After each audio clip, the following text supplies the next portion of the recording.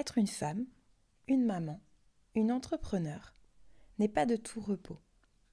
J'ai créé Merci Mec pour vous parler de neuroatypie, d'hypersensibilité, mais également d'emprise, de manipulation et de violence conjugale. À travers ces épisodes, je vous parlerai de moi, des personnes que j'ai pu rencontrer, du vécu de certaines femmes et surtout de comment faire pour passer de victime à puissante. Alors bienvenue dans Merci Mec.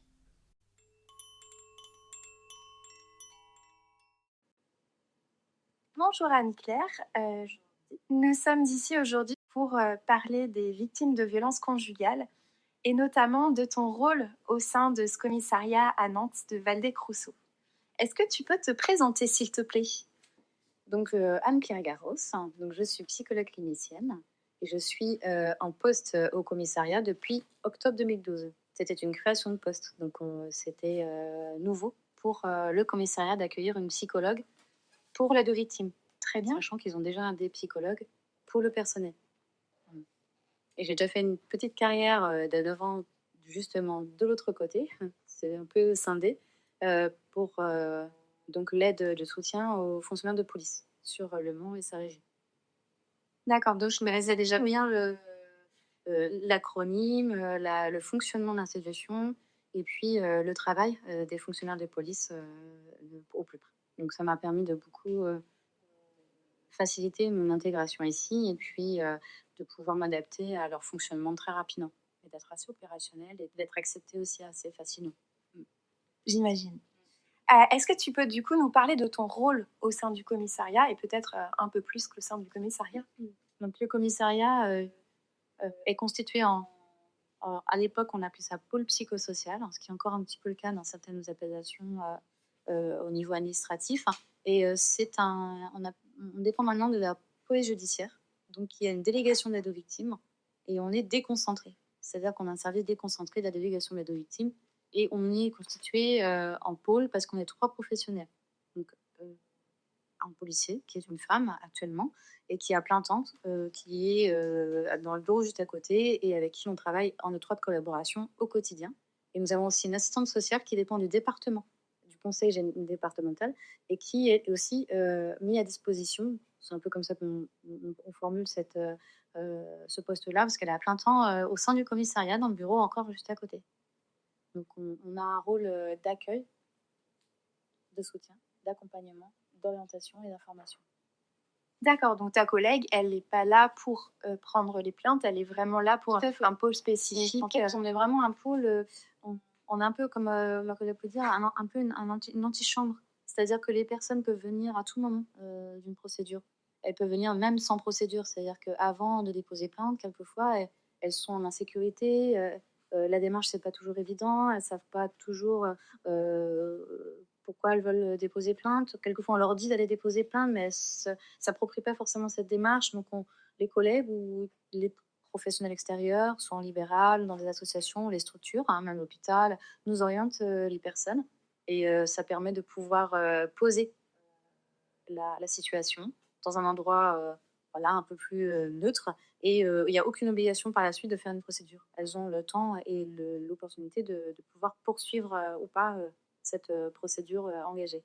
Donc on génère pas, parce que dans une procédure, on génère un numéro égale plainte, et la plainte, on ne peut jamais l'arrêter.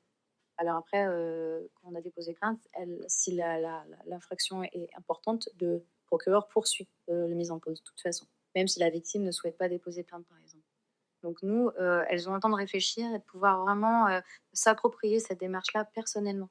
Parce qu'elles peuvent dire, bah oui, on me dit déposer plainte, oui, je suis un peu d'accord, peut-être j'y ai déjà pensé, mais en fait j'ai peur ou j'appréhende, qu'est-ce qui va se passer après, qu'est-ce qu'on va me demander, de combien de temps ça va prendre. Et le fait d'être informé de tout ce qui est au pourtour d'une procédure leur permet déjà de s'approprier la démarche avec un peu plus de netteté. Elles sont déjà dans les violences conjugales, elles sont déjà dans le flou, il y a beaucoup d'émotions et on accueille l'émotion. Donc on est là aussi pour accueillir les personnes dans toute leur vulnérabilité ponctuelle et en même temps, on leur permet d'avoir des informations très factuelles sur l'infraction et de dénouer entre l'émotion et les faits.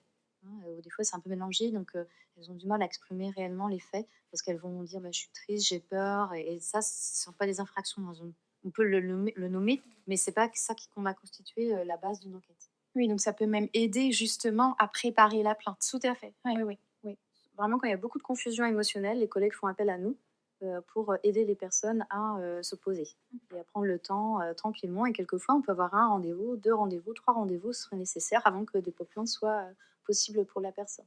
Oui, et puis il n'y a aucune obligation à aller porter plainte. C'est vraiment la personne qui est libre de son choix. Tout à fait. Mmh. Ouais. Donc c'est vrai que dans ce service-là, on fait pas de suivi à long terme. Oui. On fait un suivi le temps que la personne, estime avoir besoin de cet espace-là. Elle aurait pu aussi choisir d'avoir l'espace, avec le psychologue. On reçoit aussi en binôme donc pour, les préparations, des plaintes éventuellement.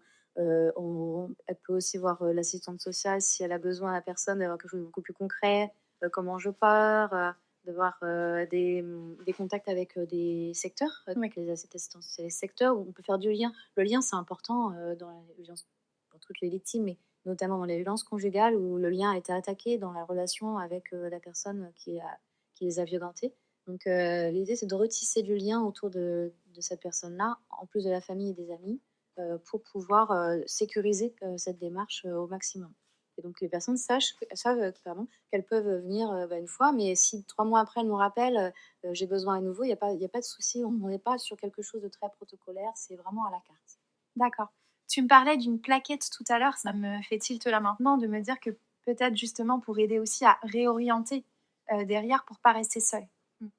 On a une plaquette, qui est distribuée normalement pour toutes les personnes qui viennent déposer plainte pour, des violences, D'accord. quelles qu'elles soient. Et qui réoriente vers succinctement quel, quel type d'organisme ou de personne. Donc soit vers nous, ça peut être, France Victimes, Citadelle, SOS Inceste et Violences Sexuelles, des services du CHU aussi quelquefois, les CIDFF aussi pour tout ce qui est, droit à la famille. On essaye d'adapter aussi notre orientation avec le besoin de la personne, sachant que, quand il y a trop d'informations, on voit que ça c'est très, difficile pour la personne de rester concentrée sur sa démarche. Donc on essaie d'aller petit à petit. S'il y a trop d'informations, trop de rendez-vous, en général, elles ont tendance peut-être même à se démobiliser parce que c'est trop. Déjà, elles sont très fatiguées. Donc on y va petit pas par petit pas. Et ce dont elles ont besoin au jour où on les reçoit, on leur donne 1 ou 2 informations et quelquefois, on leur propose, si elles veulent qu'on les accompagne dans cette démarche-là, à envoyer un mail, pour donner un petit peu le cadre de l'entretien que l'on a eu. On demande l'autorisation de ce qu'on met dedans. Ça peut être un coup de fil, prendre rendez-vous en même temps, même si on est à côté de la personne peut prendre notre portable ou notre, téléphone fixe et elle-même prendre le rendez-vous. Par exemple, avec Solidarité Femmes, les Solidarité on préfère soit les femmes qui appellent et donc on peut très bien le faire du bureau. Donc quelquefois, on leur demande si elles veulent rester toutes seules aussi, parce que, une fois que la liaison est engagée dans la relation avec, la personne qui est au bout du fil, des fois, on s'éclipse et on attend à côté pour que la personne soit, tranquille, sans qu'on soit, à regarder et à entendre ce qu'elle dit. Oui. Mais je pense que c'est important d'avoir une présence et de se sentir en sécurité. Tout à fait. C'est vraiment ce dont on travaille en premier lieu. Par exemple, les amis, la famille, voilà, comment est perçue, la situation, sur qui elle peut compter. Et on peut compter aussi sur des membres de sa famille ou ses amis pour des choses différentes. Donc, selon ses besoins, on va aller vers telle personne, vers une autre. Quelles sont ses ressources internes et externes pour pouvoir l'aider à cheminer tranquillement, doucement.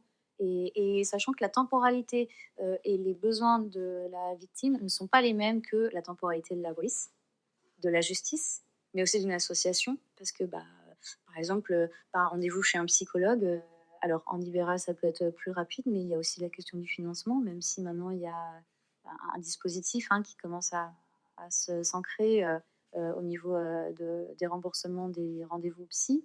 Mais il y a, voilà, tout ça, cette temporalité-là, il faut pouvoir, qu'elle s'y retrouve. Et quelquefois, moi, je les emmène plutôt vers aussi des démarches plus corporelles, donc de la danse, de la sophrologie, selon elle, qu'est-ce qui lui ferait du bien?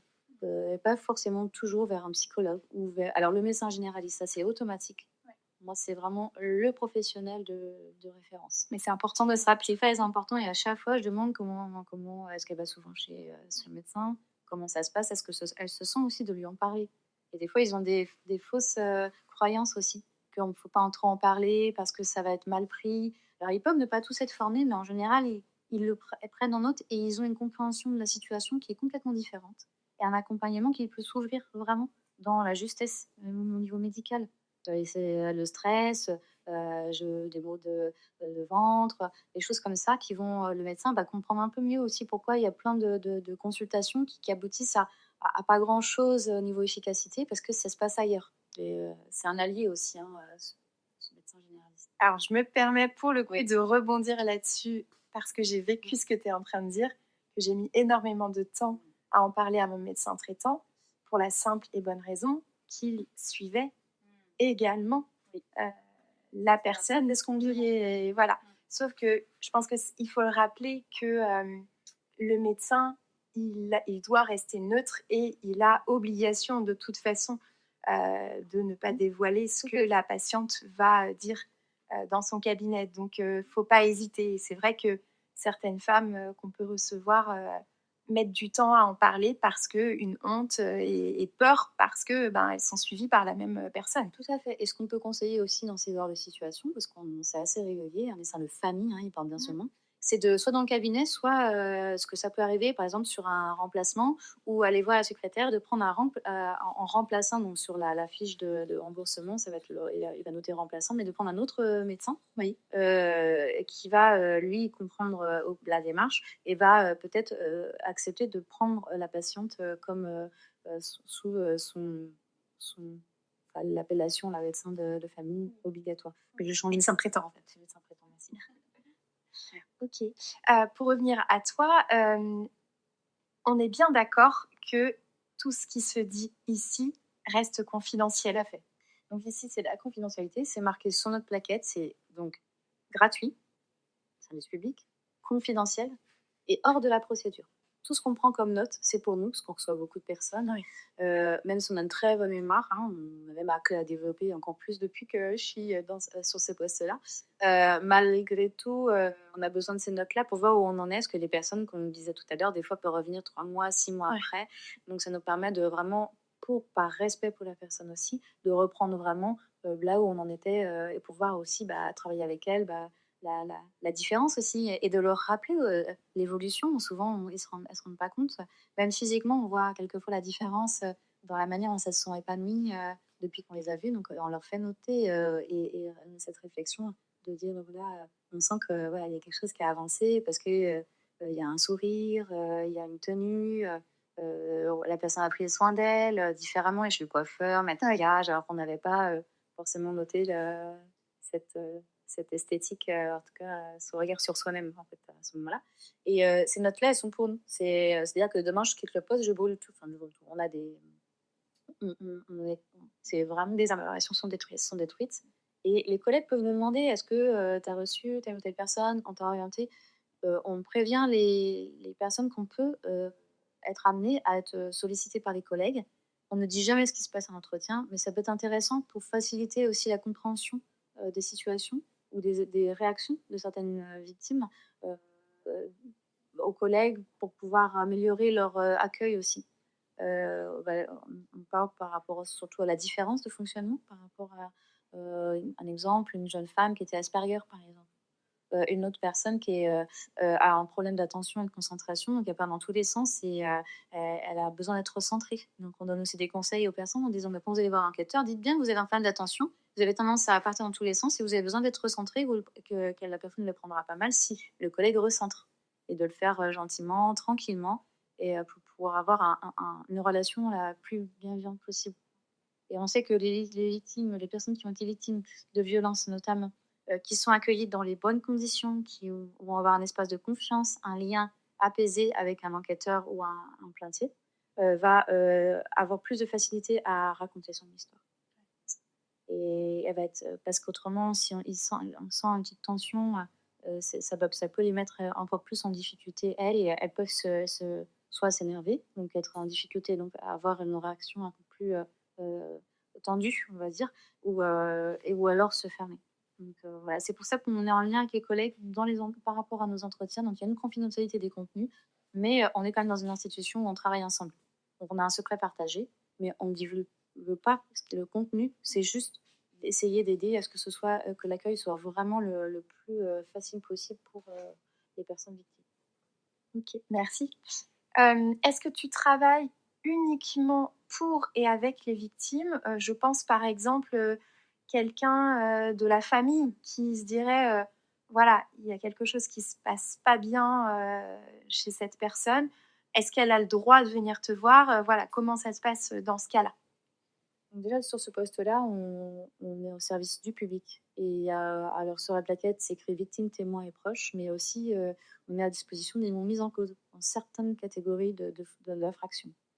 En ce qui concerne les violences conjugales, on a beaucoup de familles qui viennent nous voir, qui nous sollicitent au téléphone, mais aussi, en entretien et on reçoit, des parents, des amis, de la famille, qui, savent pas toujours comment se comporter, quoi dire, pour pas faire d'impair, parce qu'ils remarquent que dès qu'ils abordent le sujet, la personne peut se fermer ou s'éloigner dans la relation et ça les inquiète beaucoup. Donc on reçoit, les familles, on discute d'une stratégie pour garder le lien. C'est surtout nous ce qu'on leur transmet, ga garder le lien à tout prix, le lien positif. Quelle que soit l'opinion qu'ils ont de la relation. C'est important pour après. Le jour où la personne a besoin, de se raccrocher à ce lien-là qui va être, fondateur pour la suite, en fait. Oui, totalement. Est-ce que tu as un rôle préventif et ou de formation? Peut-être ici au sein du commissariat ou ailleurs? Alors je suis toute seule sur le département, hein. On a demandé 2 postes supplémentaires, le directeur appelait, l'urgence D'accord. pour essayer de passer, dans les budgets pour avoir, 2 postes supplémentaires. En espérant en avoir un. Parce que sur ce poste-là, donc on accueille des victimes, des proches, de l'entourage, sachant qu'on ne fait pas que des violences conjugales bien sûr, mais toute infraction. Toutes les personnes, sont, susceptibles d'avoir la possibilité de venir me rencontrer. Heu et on a ce rôle de formation et sensibilisation. Alors on n'est pas formateur, mais comme on est censé avoir le temps, mais je fais au maximum de mes possibilités l'amélioration de l'accueil du public. Donc tout public confondu. Donc moi, je me concentre sur, les infractions sexuelles et les violences conjugales notamment. Et on a mis en place des formations, donc avec des intervenants extérieurs quelquefois. Ils ont un sur les violences conjugales, ils ont un e-learning obligatoire, mais nous, on a trouvé que c'était intéressant de proposer une demi-journée avec des professionnels extérieurs, des structures extérieures qui viennent pour échanger sur les violences conjugales avec les collègues. Les collègues Je me permets de te couper. Il, c'est qui? C'est que les policiers, les est-ce qu'il y a d'autres personnels du commissariat? les policiers, c'est police secours. Ouais. C'est de mélanger les services, police secours, les enquêteurs et les plaintiers. D'accord, donc police secours, rappelle-nous, c'est ceux qui sont notre téléphone. Ils sont sur quand on appelle le 17 envoie les brigades qui sont dans des voitures police secours. D'accord. Et on trouve que c'est important, nous, au pôle psychosocial, de pouvoir donner une sensibilité particulière aux collègues pour la compréhension des interventions sur les faits de violence conjugale. Oui. Et ça, c'est assez bien. Les collègues sont très contents de ces échanges-là. Et on a élargi et ou leur rétréci, être plus précis sur aussi les former sur qu'est-ce que c'est un stress post-traumatique. Parce que dans les entretiens avec, que ce soit en plainte ou enquêteur, ils se retrouvent ou même dans des situations d'agression qui en flagrant délit. Donc pour les policiers, qui sont dans les voitures de 17, il y a des situations où les victimes vont avoir des réactions particulières et on essaye de les former à la compréhension aussi et l'interprétation, plus large de ces signes-là et ça, c'est très, très bien, reçu aussi. Les collègues sont très contents de ces on a fait déjà 2 sessions et donc ils sont preneurs, mais il faut du temps. Il faut dégager une demi-journée pour que les collègues puissent, venir, sur leur temps de travail donc c'est tout un aménagement, c'est mais c'est en tout cas, c'est une volonté, de Nantes de former les collègues sur ces thématiques. D'accord. C'est une volonté de Nantes ou est-ce que tu peux élargir? Est-ce que tu le sais si c'est une volonté, C'est sur le territoire national? national, mais je pense qu'au niveau local, si nous, on a une psychologue donc pour eux, c'est plus facile de pouvoir monter ces projets-là. Tous les commissariats n'ont pas de psychologue. Il y a pas mal d'intervenants sociaux au commissariat, mais eux ne font pas de sensibilisation en interne. Ils peuvent venir, nous on l'invite pour qu'elle soit aussi en lien avec les collègues qui sont aussi censés la solliciter pour des situations. Donc nous on y va à trois, mais il y a des commissariats où il y a pas de policiers aussi. qui est au sein du service d'aide aux victimes. Donc, des fois, il n'y a que soit une assistante sociale, soit une psychologue, soit les deux, soit constitué en trois, avec trois professionnels. On est en tête dans les grosses circonscriptions. On fait Lyon, Marseille, Paris, Bordeaux, Nantes, Orléans, ça commence à venir. Mais ce qui permet de pouvoir avoir une approche pluridisciplinaire auprès des collègues sur cette thématique-là. Mais c'est une des priorités du ministère de l'Intérieur. C'est l'accueil des victimes. Donc là-dessus, ils sont assez preneurs des projets. Mais ils sont aussi conscients qu'on ne peut pas proposer toujours les mêmes choses aux mêmes endroits, parce que les besoins ne sont pas les mêmes. Donc on adapte selon les départements, selon les professionnels qu'on a sous la main aussi. Oui. Et les structures extérieures. Très bien. D'où ma question suivante, est-ce qu'il y a des pôles spécifiques vifs, donc violences intrafamiliales et violences conjugales au commissariat et peut-être dans toute la France. Donc a priori, il n'y a pas encore un pôle spécifique pour accueillir les victimes, mais on tend à former le maximum de personnel, on va dire. En fait, quand on arrive au commissariat, il n'y a pas une personne. Alors peut-être en gendarmerie, ils essayent de proposer un gendarme qui a été formé en violence intrafamiliale. Ça s'est développé. Ici, quand on arrive, ce sont des personnes qui sont généralistes, qui prennent les plaintes. Donc, ils sont formés ou ils ont une sensibilité. Tous ne sont pas formés, mais ça ne veut pas dire pour autant qu'ils ne sont pas accueillants pour ces problématiques de violence conjugale. On n'a pas une brigade spécifique qui va accueillir. Par contre, on a une brigade qui est spécialisée dans les enquêtes de violence conjugale. Donc, ça s'appelle la BLVC chez nous. Il fait partie de l'unité d'atteinte aux personnes. Et dans l'unité d'atteinte aux personnes, donc, il y a tous les vols avec violence, les agressions, une brigade des mineurs, donc c'est un sous-catégorie. Donc, ils ont constitué une brigade des mineurs qui est spécialisée donc, pour les infractions sur les mineurs et une brigade de violence conjugale. Donc, ils ne font que ça. Ce qui veut dire que si par exemple on porte plainte dans un autre commissariat, ça arrive ici si c'est lié aux violences conjugales ou est-ce qu'il faut que ce soit déposé ici? Alors, comme il y a beaucoup, depuis qu'il y a eu une libération de la parole, il y a eu quand même aussi sur Nantes, il ne faut pas se cacher, une très bonne information du public sur les violences conjugales. On y a aussi participé, on a été invité à réfléchir sur toutes les affiches qu'on a vues au niveau du département. Donc, c'était vraiment un travail très intéressant de coordination des idées dans toutes les structures d'État ou associatives. Donc, c'était vraiment un chouette projet. Et ça va libérer aussi pas mal quand même la parole. Les personnes commencent à être formées, même dans tous les domaines, médical, associatif, même sans forcément parler des associations spécifiques. Et on a quand même pu remarquer qu'il y avait quand même beaucoup plus de personnes qui venaient déposer plainte. Même parce que, en fait, je pense qu'on catégorisait la violence conjugale auparavant dans des violences graves, parce que c'est physique. Et maintenant, on a formé et informé les personnes que la violence psychologique est tout aussi difficile à gérer dans la vie de tous les jours. Et il y a les violences financières, administratives, il y a beaucoup d'autres violences que la violence physique. Donc, il y a beaucoup de personnes qui se sont permises, et tant mieux, de venir pousser la porte du commissariat, mais on a beaucoup plus d'affaires. Donc, ils ont resserré sur la violence conjugale avec des critères spécifiques sur cette brigade-là. Donc, avec présence d'enfants mineurs. D'accord. En présence d'enfants mineurs et avec récidive, par exemple. Il y a peut-être d'autres critères qui m'échappent. Voilà, je ne voudrais pas parler à la place du chef de la brigade des violences conjugales. Et donc, on a des gages aussi, donc qui sont à Saint-Herblain, Orvaux, Rezé, Saint-Sébastien, et aussi ici un gagerie centre, parce que c'est le centre donc à Valais-Cosso, qui traite les violences conjugales également dans les circonstances par exemple, c'est la première fois qu'une plainte est déposée pour ces faits-là dans ce couple-là, et sans présence d'enfants mineurs ou des enfants sont majeurs à domicile. Il y a des critères comme ça qui permettent quand même de pouvoir désengorger cette brigade-là qui va se concentrer sur des situations d'urgence et complexes. Ok. Est-ce que tu te retrouves confrontée parfois à des difficultés dans ton métier? Alors, des difficultés.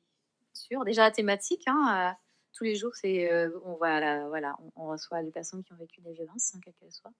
Parce que dans mon métier, moi, je reçois aussi beaucoup les personnes qui ont perdu un membre de leur famille, donc soit un décès, un accident mortel, un suicide et des homicides. Donc c'est un métier voilà, qui demande quand même un certain équilibre et de prendre du recul par rapport à toute la violence qu'on peut aussi, nous, euh, recevoir dans ce bureau. La difficulté de mon travail serait peut-être d'être seule à mon poste actuellement pour pouvoir répondre à toutes les sollicitations en temps et en heure dans des bonnes conditions. Combien vous recevez de personnes? Alors, je sais pas si vous avez des chiffres par semaine, par mois? Parce qu'on avait le contact téléphonique aussi. Je dirais, on a estimé à peu près à 1000 personnes par professionnel, à peu près, à peine entre 800 et 1000, qu'on peut recevoir ou avoir des entretiens téléphoniques d'orientation. Des fois, ça ne nécessite pas forcément un entretien. Quelquefois, il suffit d'une orientation, de comprendre la situation au téléphone et de voir que la personne n'a pas forcément besoin de venir tout de suite au commissariat, mais peut-être plutôt d'être orientée vers Citadel, vers Solidarité Femmes ou d'autres professionnels de de secteur. Donc, c'est autour de 1000 personnes, ce qui est quand même assez important, sachant que on a du mal à pouvoir répondre en temps et en heure aux sollicitations des personnes qu'on aurait besoin tout de suite.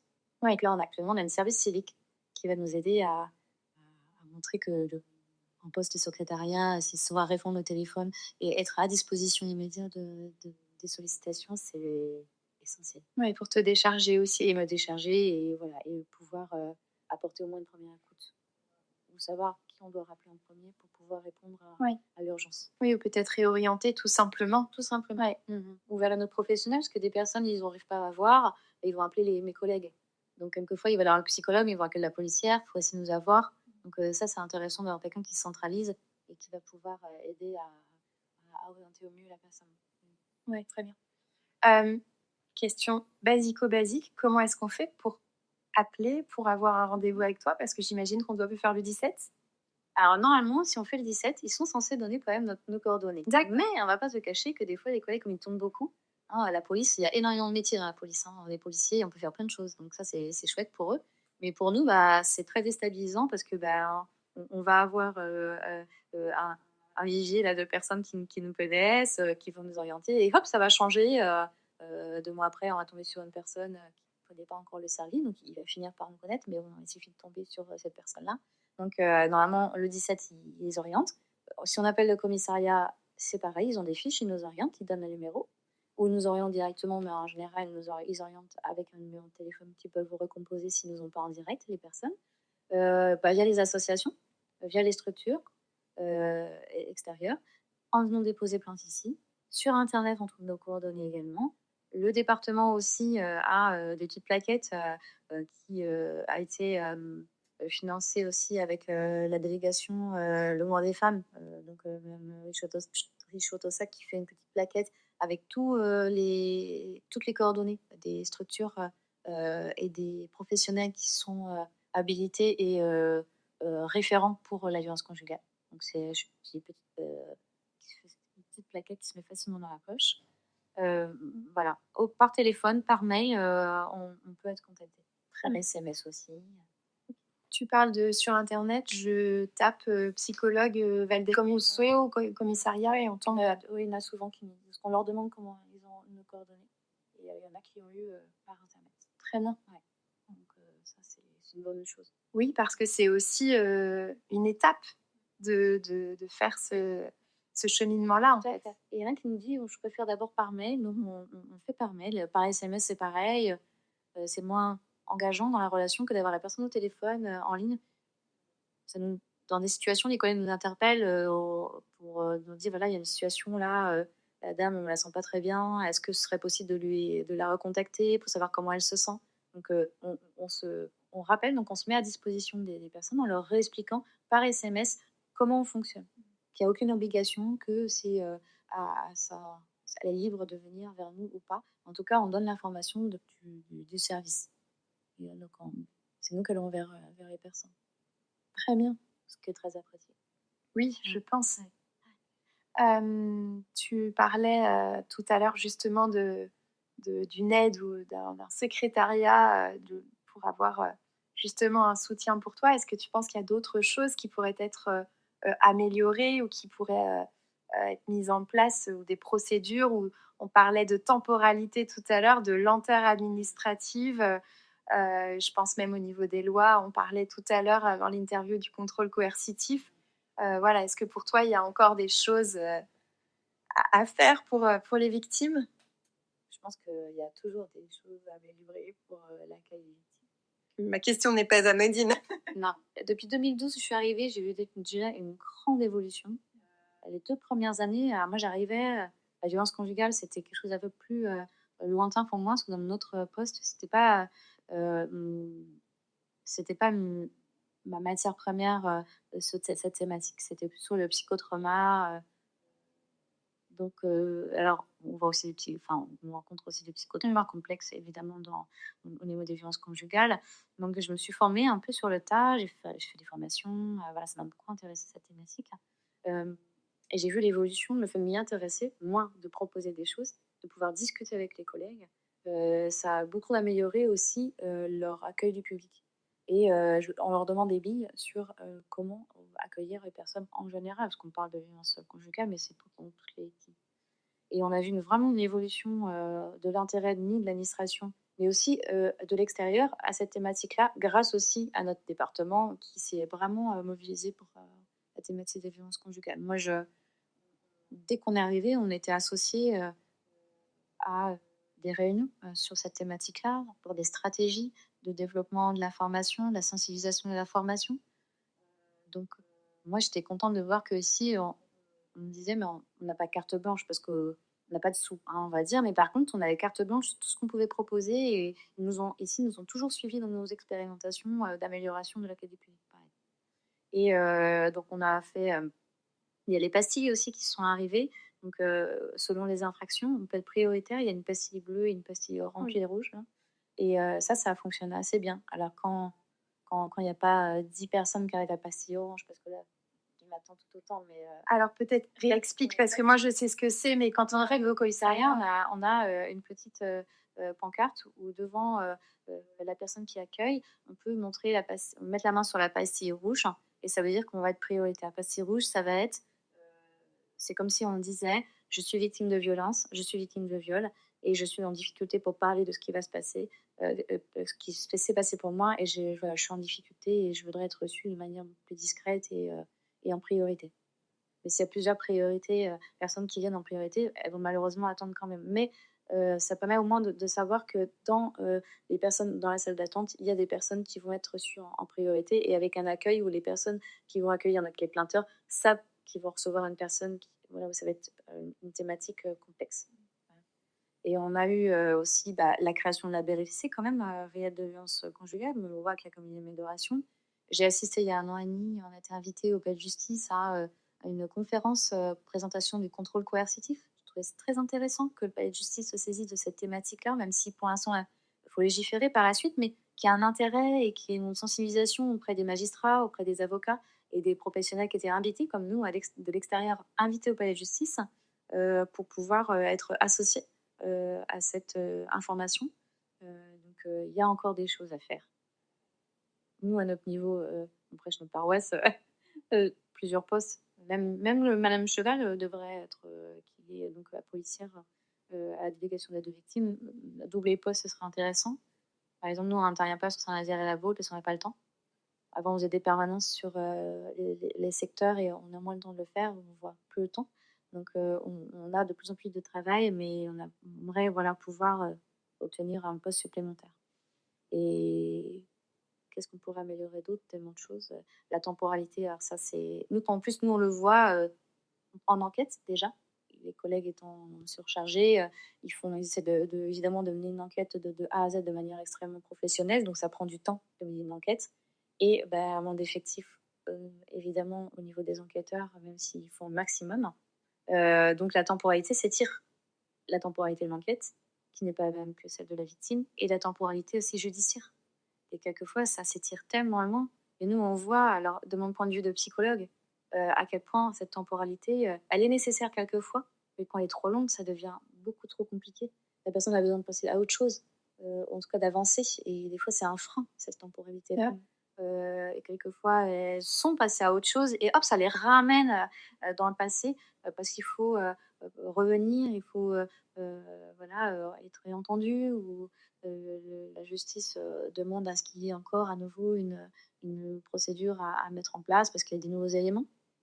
Donc ça, c'est assez, complexe, hein, je trouve, dans niveau psychologique, je trouve. Oui, les choses avancent, enfin, mais c'est vrai que sur cette temporalité, heu, les victimes ont parfois l'impression que ça va jamais s'arrêter et peut-être qu'elles ne sont pas, voilà, je dis ça comme ça, les victimes qui portent plainte, on ne leur dit pas, voilà, ça va prendre du temps. On peut dire: «Ah, la personne, en face de vous va être mise en garde à vue sans doute, il va y avoir une enquête».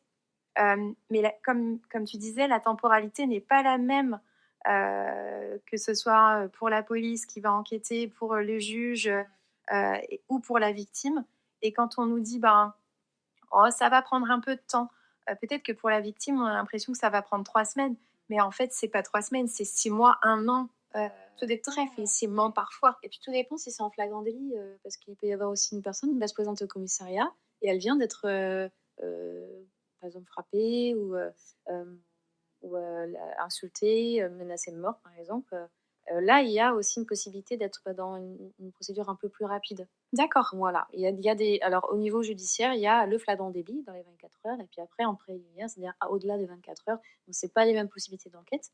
Donc il y a aussi ça peut être très vite et des fois trop vite. Ouais, on dit la temporalité très longue, mais la temporalité très courte, ça aussi ça peut être très angoissant pour une personne qui n'a pas préparé du tout, qui est pas préparée à ce que ce soit aussi rapide, Ouais. sur des violences, assez, importantes au niveau de l'infraction et de la sanction. Il y a des conjoints qui peuvent se retrouver en enfermés tout de suite maintenant là, ben, hors 24 heures avec des femmes qui se retrouvent seules, et à pas savoir comment faire, avec les enfants, pas avoir pensé ça, parce que c'est important de le penser aussi, sans forcément dire que ça la soulage pas, hein, de même vu être en relation, avec, un homme, violent, mais elle se retrouve seule. Donc voilà, alors, toutes les problématiques, si ses hommes travaillent et pas elle, financières, enfin, il y a tout ça aussi. Donc nous, quand on voit les personnes avant les procédures, même des fois longtemps avant, hein, des fois, parfois elles mettent beaucoup de temps avant de faire, leur démarche, parfois jamais, on les prévient de tout ça, mais on leur explique tout et on les prévient, on les prépare à cette temporalité, même si on n'est jamais vraiment préparé, parce qu'une fois qu'on est dedans, c'est toujours mais délicat, mais au moins elles le savent et c'est pas une surprise. D'où vraiment l'intérêt de ton poste et de ton travail, parce que Ça permet, nous on prépare l'avant. Les collègues voient la différence quand ils sont passés, dans le bureau, quoi, dans certaines situations. Des fois, certaines personnes sont très déterminées, ça se passe très bien, et pas besoin de nous, hein, mais pas heureusement, de toute façon, on ne pourra pas tout gérer. Mais, ils sentent quand même qu'il y a un certain apaisement et il y a une pensée, sa démarche. C'est, quels sont les objectifs personnels? Parce qu'on peut avoir des objectifs parce que, un tel nous a dit que, un tel nous a dit que et qui sont des bons conseils, hein, mais il faut pouvoir, moi j'appelle ça introjecter les conseils qu'on nous donne. C'est-à-dire qu'on nous donne des conseils, faut déposer plainte, faut protéger les enfants, faut faire ci, faut faire ainsi maintenant, nin OK. Faut déposer plainte, faut aller au JAF. Oui, mais elle, elle là, aujourd'hui, maintenant, Ouais. elle est pas la même que demain. Donc petit à petit, de quoi elle a besoin? Qu'est-ce qu'elle souhaite faire? Qu'est-ce qui est difficile pour elle? Ce qui est difficile, sur qui elle peut compter? Qui peut l'accompagner sur cette démarche-là, mais pas une autre? Est-ce qu'elle a un suivi psychologique? Est-ce qu'elle veut un suivi psychologique ou pas? Est-ce qu'elle a un peu d'argent ou est-ce qu'il faut qu'on trouve un suivi dans une structure? Est-ce qu'elle a besoin d'une structure? Ou elle a besoin plutôt, au contraire, peut-être plutôt dans la liberté? Parce que c'est ça. Une structure, ça peut être contraignant, un cadre contraignant. Donc, donc plutôt un norme libérale et comme on peut le voir comme médecin, de pouvoir trouver aussi un professionnel qui va être en lien avec un médecin. Enfin, on essaie vraiment de construire, c'est un peu à la carte, ce qui va permettre à la personne de pouvoir avoir une base solide qu'elle va se construire avec bah, ses propres repères, ses propres difficultés, ses propres ressources. C'est, souvent, les ressources, elles sont très cachées, il faut aller les chercher. Et elles sont là, mais elles sont tapies un peu dans la peur et la tension et l'impression de ne pas avoir les capacités, parce que souvent c'est ce qu'ils ont entendu: «Je suis pas capable, je suis nulle, je suis bête, je suis conne», enfin tous ces éléments de langage, qui se sont appropriées avec une estime d'elles-mêmes, un manque de confiance. Donc, on essaie de réactiver tranquillement ces mécanismes-là, parce elles peuvent être autonomes, il n'y a pas de problème, mais elles ne sont pas toujours convaincues de l'être. Donc, c'est pour ça que ça peut être très agressif de la part de l'administration. Elles se sentent agressées, même quand quand on voit un violent, part en pouzo tout de suite. On peut dire, pourtant, elle est protégée maintenant, oui, mais il y a tout un travail à faire autour de l'accompagnement aussi de ce changement de situation. Oui, puis j'ai l'impression que tu permets aussi à la personne de pouvoir recentrer, recentrer les idées, les informations. Comme tu parlais de la plaquette tout à l'heure, où ça pouvait aussi avoir l'effet d'avoir plein d'informations, trop d'informations. On peut aussi avoir cette impression-là, sans doute, de personnes de la famille, d'amis, de collègues qui nous donnent, comme tu disais, des informations et des conseils qui sont sans doute très, très bienveillants. Mais toi, d'avoir ce rôle justement de rééquilibrer, de recentrer, de savoir déjà d'être en sécurité et de se dire ok, qu'est-ce que je veux moi, c'est ça. Je pense que c'est primordial. De quoi j'ai besoin aujourd'hui. Ouais. Mais aujourd'hui, c'est pas demain. Et c'est pas se sentir troublé que demain, ce sera un autre besoin. Et ce sera OK, en fait. Oui, dans l'instant, de quoi j'ai besoin. Mais c'est déjà pas facile de répondre à cette question-là. Et quand on leur pose la question, et ben des fois, c'est déstabilisant. C'est très déstabilisant. Donc, on le pose assez tôt dans l'entretien, parce que comme ça fait son chemin pendant l'entretien. Et après, on repose un peu la question. Et là maintenant, est-ce que vous avez une idée de quand vous auriez besoin, là, après tout ce qu'on s'est dit? Et il y a des choses qui arrivent. Alors, des fois, c'est des choses toutes simples. Mais le simple, c'est très bien. Parce que le simple, on peut y accéder. Ça peut être, j'ai envie d'aller boire un café avec une amie à la terrasse. Ça, c'est simple. Et quelquefois, quand on a des petits suivis, parce qu'on ne fait pas des suivis à long terme, on fait pas on fait pas de thérapie ici. Donc, mais quand on a des situations où c'est un peu tendu, qu'il y a possiblement de la vie commune encore, qu'elle n'est pas décidée à déposer plainte, donc on essaie de donner des rendez-vous réguliers, si elle est d'accord, évidemment. Ça peut être aussi à l'extérieur, hein. C'est pas ici. Et on donne des petites missions pour alimenter le besoin et venir nourrir son estime de soi et le positif et le bien-être. Voilà, ça peut dire, bah voilà, moi, ce que j'aimerais, c'est aller à la mer. Et je me dis, qu'est-ce qui pourrait vous emmener à la mer? Une amie proche, un ami, une famille, un parent, une sœur, un frère, et des choses comme ça. Pour pouvoir reconnecter avec le plaisir et le bonheur. Et c'est dans des petites choses souvent que ça s'ouvre. Se sentir à nouveau capable de. Oui, ouais. Et de se faire plaisir et savoir que c'est soi-même. C'est pas l'autre personne qui dit ce qui fait plaisir ou pas. Mais retrouver pardon, son autonomie aussi. Oui, ouais, l'approprier sa propre personne, en fait. Ouais, Complètement. Pour terminer cette interview, je voulais juste savoir si tu as une pensée positive pour l'avenir des victimes, pour les femmes en général. Alors, peut-être que c'est un peu plus personnel là que ça sort de ton environnement de travail. J'ai une pensée positive pour terminer. Alors, je suis quelqu'un d'assez optimiste, donc ça va un peu biaiser peut-être pour certains. Je veux être optimiste et positive. Maintenant, je constate tellement de chemin encore à parcourir pour la place de la femme, tout simplement, et notamment lorsqu'on dans d'autres domaines. Et je suis maman de 2 jeunes filles, hein, dont une de 21 ans qui me dit qu'elle est heureuse d'être née à notre époque quand même. Voilà, elle étudie beaucoup le féminisme dans l'histoire et elle est passionnée par les femmes dans l'histoire, mais que ce soit scientifique, artiste, aventurière, donc dans tous les domaines. Et elle se dit elle est contente de vivre maintenant. Donc je me dis quand même que même nous, dans une profession où on voit les travers et on voit tout ce qui reste à faire encore et la lourdeur, parce que ça demande du temps de positionner toutes ces évolutions et d'ancrer dans la société, de légiférer aussi sur tous ces droits qu'on acquiert. Mais quand je vois que ma fille me transmet toute l'évolution depuis des décennies par rapport à tout ce qui a existé auparavant, je me dis quand même que l'évolution, elle est assez fulgurante. Mais nous, on voit ce qu'on n'a pas, en fait. Parce qu'on voit ces femmes, on voit ces hommes aussi, parce qu'il y a aussi des hommes qui sont victimes de violences. Et donc, on aimerait que ça aille plus vite, évidemment. Donc, bon, moi, je fais ce que je peux à petite échelle pour essayer de faire mettre voilà, ma pierre à l'édifice.